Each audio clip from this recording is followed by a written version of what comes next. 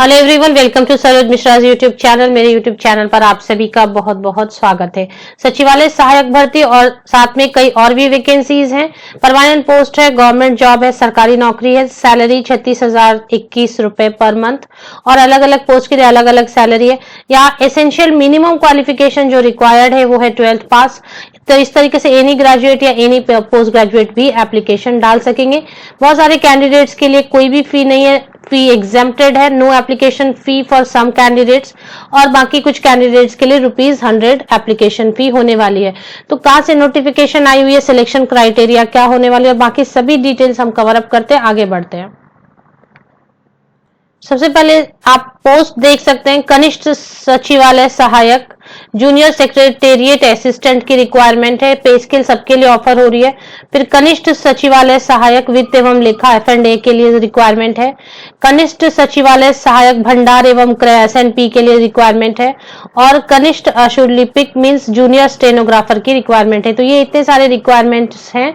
सबसे ज्यादा जो रिक्वायरमेंट है वो यहाँ पर 7 पोस्ट है, बाकी में 2 पोस्ट है, 3 पोस्ट है, 2 पोस्ट है। इस तरीके से सबसे अच्छी बात यह है कि 12 पास अगर की हुई है किसी कैंडिडेट ने और कंप्यूटर की टाइपिंग स्पीड है तो एप्लीकेशन बिल्कुल डाल सकेंगे। सचिवालय सहायक का पोस्ट है। बाकी सभी डिटेल हम इसके बारे में कवर करते हैं, लेकिन ये कहां से नोटिफिकेशन आई है पहले ये चेक कर लें। ये नोटिफिकेशन आई है CSIR institute of minerals and materials technology की तरफ से, जो भुवनेश्वर उड़ीसा स्टेट में है। तो ये गवर्नमेंट जॉब है, सरकारी नौकरी। आप किसी भी स्टेट से बिलोंग करते हो बिल्कुल एप्लीकेशन डाल सकते हैं, उसमें कोई प्रॉब्लम नहीं है, क्योंकि परमानेंट पोस्ट होने के केस में अच्छा यहाँ पर कहीं पर मेंशन है न्यू पेंशन स्कीम के तहत में पेंशन भी दी जाएगी। तो ये एक अच्छी अपॉर्चुनिटी है जिन्होंने 12 पास की हुई है या किसी भी सब्जेक्ट से ग्रेजुएट है, किसी भी सब्जेक्ट से पोस्ट ग्रेजुएट है, लेकिन थोड़ी बहुत टाइपिंग या स्टेनोग्राफी की आपको स्पीड वगैरह है तो आप बिल्कुल एप्लीकेशन डाल सकते हैं। तो जैसे मैंने आपको बताया, सबसे पहले जो पोस्ट है वो है जूनियर सेक्रेटेरिएट असिस्टेंट या फिर कनिष्ठ सचिवालय सहायक की।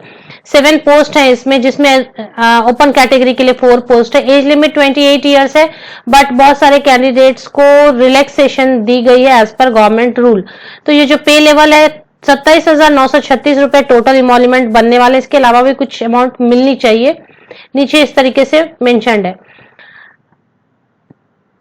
12 पास होनी चाहिए या फिर equivalent and proficiency in computer typing speed. अब यहाँ पर बहुत सारे लोगों की कैंडिडेट की क्वेरी होती है कि क्या कंप्यूटर की कोई सर्टिफिकेट चाहिए। कंप्यूटर की कोई भी सर्टिफिकेट नहीं चाहिए।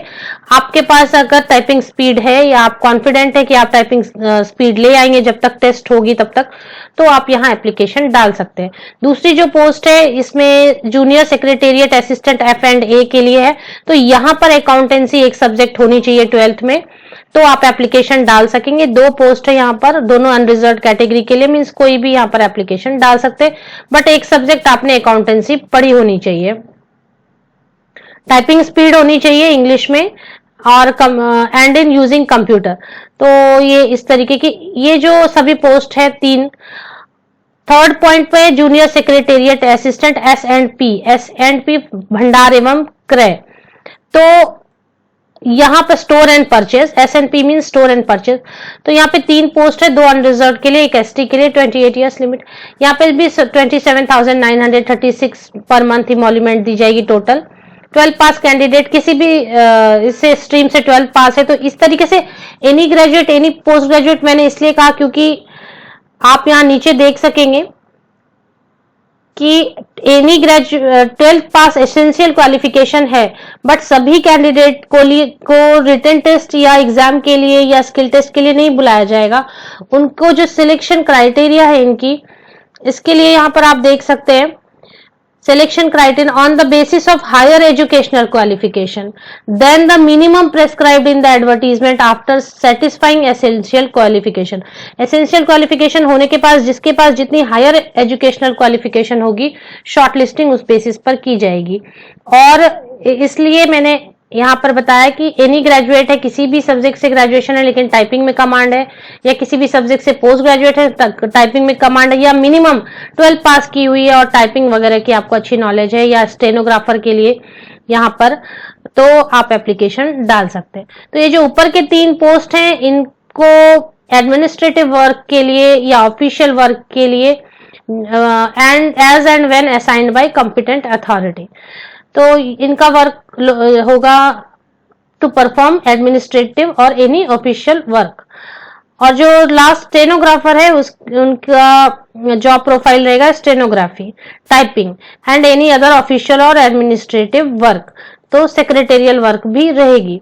तो इस तरीके से अभी application desirable qualification for all post computer knowledge होनी चाहिए, MS Office, MS Word, MS Excel, PowerPoint, ये सब थोड़ी बहुत चीजें आपको आनी चाहिए। ये डिजायरेबल में मैंडेटरी नहीं है। एप्लीकेशन करते वक्त अगर आपको नहीं भी आती है तो आप बाद में सीख सकते हैं। टोटल इमोल्यूमेंट मीन्स अप्रोक्सीमेट ग्रॉस पे on minimum of scale including house rent. तो जो वहां पर टेबल में आपको टोटल इमोल्यूमेंट दिखाई दे रही है उसमें हाउस रेंट ऐड की हुई है। एज रिलैक्सेशन दी जाएगी कुछ कैटेगरी के कैंडिडेट्स को एज पर government of India rules. Date of determining the upper age limit qualification and experience shall be the closing date. तो क्लोजिंग डेट तक एप्लीकेशन की जो क्लोजिंग डेट है तब तक में आपके उस बेसिस पर आपको एज लिमिट कैलकुलेट करनी है। अब यहाँ पर बात कर लेते हैं benefits under council service. These post carry usual allowance, DRNS allowance मिलेगी, हाउस रेंट, ट्रांसपोर्ट अलाउंस मिलेगी और बाकी के और भी जो सेंट्रल गवर्नमेंट के एम्प्लॉयज को मिलते हैं वो मिलेंगी आपको। सीएसआईआर सेंट्रल गवर्नमेंट के अंतर्गत आता है। अब यहाँ पर और भी जनरल इंफॉर्मेशन एंड कंडीशंस हैं, इनको अच्छी तरीके से आप यहाँ पर पढ़ ले। एप्लीकेशन फी हम चेक कर लेते हैं पहले। तो रिलैक्सेशन, एज रिलैक्सेशन 5 साल की SC ST के लिए, 3 इयर्स की OBC के लिए है।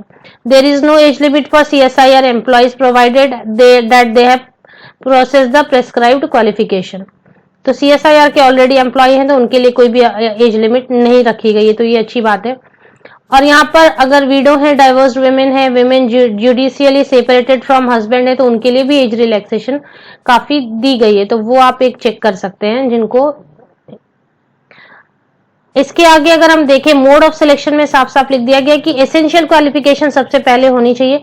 सभी कैंडिडेट को शॉर्टलिस्ट नहीं किया जाएगा इंटरव्यू के लिए या टाइपिंग टेस्ट के लिए। मतलब ऐसा नहीं है कि आपने एप्लीकेशन डाली तो आपको एग्जाम या फिर स्किल टेस्ट या टाइपिंग टेस्ट के लिए बुलाया ही जाएगा। शॉर्टलिस्ट किया जाएगा जिन कैंडिडेट्स को, सिर्फ उनको ही आगे बुलाया जाएगा। और शॉर्टलिस्टिंग का जो क्राइटेरिया है उसमें हायर एजुकेशनल क्वालिफिकेशन जिनके पास होगी उनको वेटेज दी जाएगी और उनको शॉर्टलिस्ट किया जाएगा on the basis of marks obtained in the academic qualification. Academic qualification में किस तरीके के मार्क्स होंगे, 10th के, 12th के, या आप ग्रेजुएट हैं तो ग्रेजुएशन के, उसके बेसिस पर। And any other methodology as deemed fit by IMT। तो इंस्टीट्यूट के द्वारा कुछ और भी मेथड होंगे तो वो भी उसमें इंक्लूड किया जाएगा। तो बेसिकली आपके मार्क्स के बेसिस पर आपकी जितनी हायर एजुकेशन होगी उसके बेसिस पर सिलेक्शन होने वाली है। How to apply, online application डालनी है ये हम देख लेते हैं एक बार। यहाँ पर एप्लीकेशन फी सबसे इंपॉर्टेंट चीज है। A non refundable application fees 100 rupees has applicable. तो ये 100 रुपीज की एप्लीकेशन फी है। SC ST PWD women candidate and CSIR employees need not pay any application fee। तो काफी कैंडिडेट्स को तो कोई फी पे करनी नहीं है। SC ST PWD women candidate CSIR employees को नो एप्लीकेशन फी। बाकी जो कैंडिडेट्स रह गए उनके लिए 100 रुपया नॉन रिफंडेबल एप्लीकेशन फी होने वाली है। तो ये इस तरीके से है और इसकी ऑफिशियल एड्रेस दी हुई है। यहाँ पर मैं बताऊं कि पहले ऑनलाइन एप्लीकेशन भी करनी है और फिर ऑफलाइन एप्लीकेशन भी करनी है। तो मोड ऑफ एग्जामिनेशन वगैरह यहाँ पर दी हुई है, हिंदी एंड इंग्लिश में हो सकती है। नेगेटिव मार्किंग वगैरह है या नहीं, बाकी सभी डिटेल एक बार ऑफिशियल वेबसाइट चेक कर लेते हैं। ऑफिशियल वेबसाइट जैसे ही आप ओपन करेंगे व्यू नोटिस में सबसे फ्रंट में ये आपको नजर आ रही है। एडवर्टीजमेंट पर आप क्लिक कर लीजिए, परमानेंट पोस्ट है यहाँ पर लिखी हुई है। एडवर्टीजमेंट पर क्लिक कर लीजिए, अप्लाई ऑनलाइन कर लीजिए, तो यहाँ से आपको सारी चीजें नजर आएंगी। अगर आप उसको क्लिक कर दे तो कुछ इस तरीके से ओपन होनी चाहिए। सबकी डिटेल्स भी दी हुई है अच्छी तरीके से। यहाँ से आप एप्लीकेशन करने के पहले सारी डिटेल्स देख लें। 2-3 लिंक मैं आपको प्रोवाइड कर देती हूँ, दोनों तीनों लिंक से आप कंफर्म हो लें, उसके बाद एप्लीकेशन डाल सकते हैं। लिंक्स आपको वीडियो के डिस्क्रिप्शन बॉक्स में मिल जाएंगे। आप सभी को best wishes. Thank you very much.